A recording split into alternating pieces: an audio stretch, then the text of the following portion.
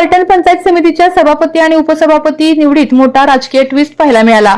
राष्ट्रवादी काँग्रेस आणि शिवसेना शिंदे गटाला धक्का देत राष्ट्रवादीच्या 3 सदस्यांनी भाजपमध्ये प्रवेश केला। या राजकीय घडामोडीमुळे भाजपने सभापतीपद आपल्या ताब्यात घेतले। माजी सभापती रामराजे नाईक निंबाळकर यांच्या नेतृत्वाखालील शिवसेना शिंदे गटालाही धक्का बसला आहे। त्यांच्या गटातील एका सदस्यानेही भाजपची साथ दिली। त्यामुळे अखेरीस रामराजे निंबाळकर यांना एक पाऊल मागे घेत शिवसेना शिंदे गटाकडे उपसभापती पद स्वीकारावे लागले।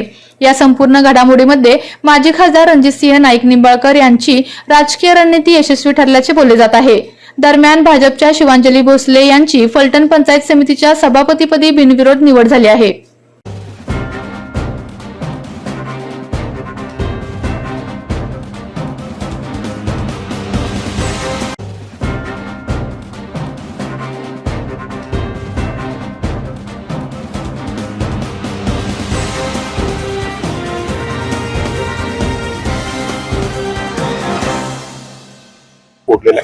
कशा पद्धतीने हे खेळी केली गेली, काय सांगाल त्याच्याबद्दल?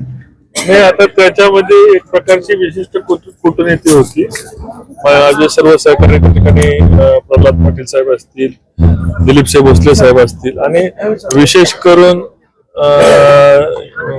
विक्रमसिंह भोसले असतील आणि याचं सगळं जे कूटनीती जे करण्याचं काम होतं ते आमचे सहकारी, आमचे मित्र, तालुक्याचे नेते शिवराजे खर्डेकर यांच्या कूटनीतीला शिष्टायला यश आलं। तुम्ही एक प्रकारे रामराजे, आता इथं खरं संख्याबळ बघायला गेलं तर 8-8 होतं, म्हणजे राष्ट्रवादी 3 होते, भाजपचे 5 होते आणि त्याचबरोबर शिवसेनेचे 8 होते। असं असताना देखील तुम्ही संख्याबळ कमी असताना देखील तुम्ही हे रामराजेंना शह देऊन आज तुम्ही स्वतःकडे तुम्ही ही सत्ता आणलेली आहे, कसं सांगा? आमच्या या ठिकाणी आम्ही निवडणूक या ठिकाणी एकत्र म्हणून लढवली। पक्ष वेगवेगळे जरी असले तर या ठिकाणी या पॅनलचं नेतृत्व मीच केलं होतं फलटणमध्ये आणि या ठिकाणी आज तो विषय संपूर्ण भारतीय जनता पार्टी एकत्रीकरण केली आणि भविष्याच्या राजकारणाच्या दृष्टीने, भविष्याच्या फलटणच्या विकासाच्या दृष्टीने राज्याचे मुख्यमंत्री देवेंद्रजी फडणवीस साहेब यांनी फलटणला एवढं दिले, राज्यातले इतर मतदारसंघ आणि फलटण मतदारसंघ त्यांच्या खऱ्या अर्थानं आजच्या विजयाचं जे श्रेय आहे